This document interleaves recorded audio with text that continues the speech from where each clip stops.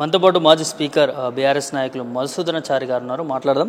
Sir, అధికారంలోకి వచ్చే ముంగట వీళ్ళు మాట్లాడారు 6 గ్యారెంటీలతో పాటు 7వ గ్యారెంటీ ప్రజాస్వామ్యాన్ని కాపాడుతామన్నారు. మరి ఇప్పుడు రాష్ట్రంలో చూస్తే బీఆర్ఎస్ నాయకుల అరెస్టుల పర్వం కనిపిస్తూ ఉంది, నోటీసులు ఇవ్వకుండా. ఎట్లా చూస్తారు? ఏ గ్యారెంటీకి గ్యారెంటీ ఉన్నది? వీళ్ళ గ్యారెంటీ అనేటువంటి పదానికి అర్థం మారింది.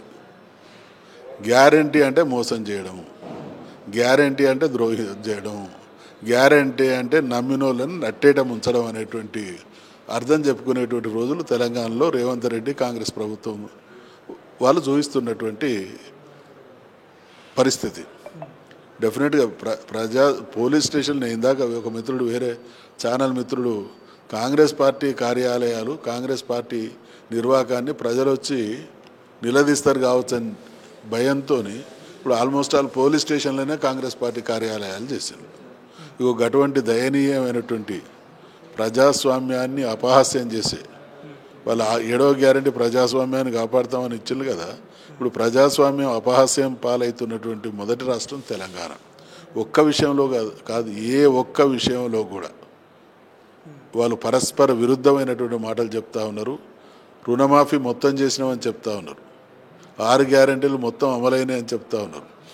ఏ ఒక్కటి కూడా అమలైనట్టు ప్రజాక్షేత్రంలో లేదు. అందుకనే ప్రతి చోట ఇవాళ మంత్రులు కానీ శాసనసభ్యులు కానీ పార్టీ శ్రేణుల వాళ్ళు పర్యటనలకు వెళ్ళినప్పుడు అడుగడుగున వాళ్ళకు ఎటువంటి ప్రతిఘటనలు ఎదురవుతా ఉన్నో చూస్తున్నాం. కౌశిక్ రెడ్డి గారిది ముమ్మాటికి కక్ష సాధింపు చర్య.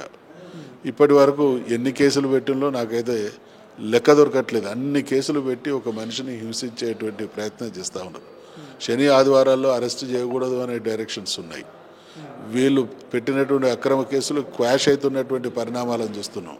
అయినా పరిపాలనలో మెరుగుపరుచుకొని ప్రజలకు ఇచ్చినటువంటి హామీలను అమలు చేసి ప్రజాక్షేత్రంలో బేష్ అనిపించుకోవాలనేటువంటి ఇంగితాన్ని కోల్పోయి ప్రశ్నించే గొంతుకులను బీఆర్ఎస్ పార్టీని, ప్రధానంగా బీఆర్ఎస్ పార్టీని ఎందుకు అంటే, మేము 10 సంవత్సరాల మా పాలనను చూసిన తర్వాత, కాంగ్రెస్ వచ్చిన తర్వాత ఇవాళ ప్రజలు బీఆర్ఎస్ మేలు అనేటువంటి మాట మాట్లాడుతున్నారు కాబట్టి మా గొంతులను నొక్కేటువంటి ప్రయత్నం చేస్తూ ఉన్నాం. బీఆర్ఎస్ పార్టీ గొంతును నొక్కడం ఈ భూమి మీద ఏ శక్తికి సాధ్యం కాదు అని హెచ్చరిస్తా ఉన్నాం. కారణం ఏంటంటే, కేంద్రంలో తెలంగాణ అంటే వ్యతిరేకించేటువంటి ప్రభుత్వాలు ఉన్న రోజుల్లో, రాష్ట్రంలో రాజశేఖర రెడ్డి, చంద్రబాబు నాయుడు అనేటువంటి 2 బలమైన నాయకులు ఉన్న రోజుల్లో తెలంగాణ అనే మాట అనకూడదు, నిషేధం అనేటువంటి పరిస్థితులు ఉన్న రోజులలో పుట్టి 14 ఏళ్ళు పోరాటం చేసి వాళ్ళ మెడలు వంచి వాళ్ళ చేతనే తెలంగాణ కావాలనిపించి తెలంగాణ తెచ్చినటువంటి వ్యక్తులకు, శక్తులకు, కేసీఆర్ గారి నాయకత్వానికి రేవంత్ రెడ్డి గారు ఆయన వందిమాదిగులు పెట్టే కేసులకు భయపడి ప్రసక్తే లేదు. గతంలో కూడా మాట్లాడారు, కేసీఆర్ని, హరీష్ రావుని ఉరిదీయాలంటూ కూడా కొన్ని వ్యాఖ్యలు రేవంత్ రెడ్డి చేశారు మొన్న మీటింగ్లో మాట్లాడుతూ. అదేవిధంగా ఫోన్ ట్యాపింగ్లు అంటూ, కాళేశ్వరం అంటూ, ఇట్లాంటి అంటే బీఆర్ఎస్ పార్టీని ఏమైనా ప్రభుత్వం టార్గెట్ చేస్తుంది అనుకోవచ్చు సార్? ఖచ్చితంగా.